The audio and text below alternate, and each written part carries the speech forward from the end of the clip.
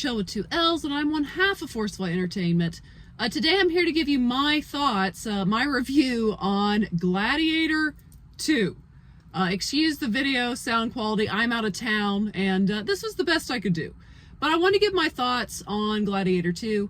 Before we get started, if you have not yet subscribed to Forceful Entertainment and you enjoy movie reactions, you enjoy movie reviews, go ahead and hit the subscribe button. Also give this video a thumbs up.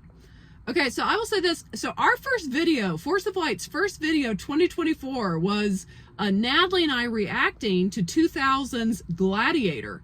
We were both like so surprised and I say surprised just because we're two girls, you know, Gladiator's not exactly the most feminine thing.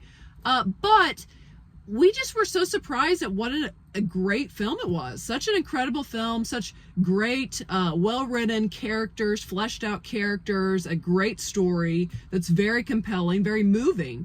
And I just thought it was basically a perfect film when I watched it. So we've got the sequel coming out, Gladiator 2. So does it go the route of being a maverick, a very worthy sequel coming out years later? Or does it go the way of most other sequels where it was totally unnecessary? Well, here's how I'm going to do this. I'm going to give you my initial thoughts, what I liked, what I didn't like, and I will rate this movie. Okay, so my initial thoughts for Gladiator 2, walking out of the theater, were literally, well, that sucked. That's my initial thoughts. So what did I like about this movie? I guess being set back in the Roman time is something we don't see that much anymore. That was kind of fun. I will say I believe Pedro Pascal's character, he was probably my favorite actually in this movie, but a problem that we're going to get into is there's a lot of characters and I don't feel that any of them really get the attention and the writing, and they're just not very fleshed out in this movie. So I felt like his character it was the most interesting, but even then, I'm trying to give a positive here, even then it just kind of falls short because they don't have enough time to really develop his character. So that's kind of the most positive I could be. Let me get into my thoughts. Well, you kind of got one negative, right, in that there's not, I do not feel there's any really well-written character in this story, and that's very disappointing because the first movie has 3 incredibly written characters, and this movie really does not have one. I will say the lead, he does a fine enough job, but his character just isn't as compelling as Maximus is in the first one. This movie basically hits the same story beats as the first movie, but it does so in a way that isn't near as interesting, near as moving, or near as just compelling. It genuinely isn't. Denzel Washington is fine. He's, you know, again, another character just another new character we get. I will say something that actually took me out of the movie every time. The CGI in this movie, and there is a lot of CGI in this movie, which again is to me a negative because the first movie really did not have that much. This movie has horrible, and I mean horrible, CGI. I was sitting there watching the movie and it was like, what has happened? Why is the CGI in 2005 or 2006 Pirate of the Caribbean, why is that so much better than the CGI that we are now getting in 2024?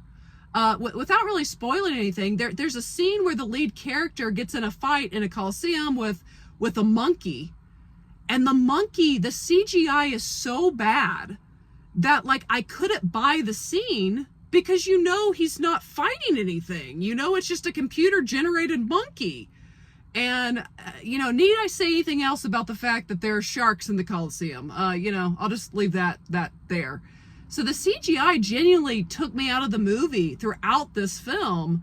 And it just, even the cinematography, even some of the fight scenes, nothing really grabbed you in this movie. Again, there wasn't very much that was compelling.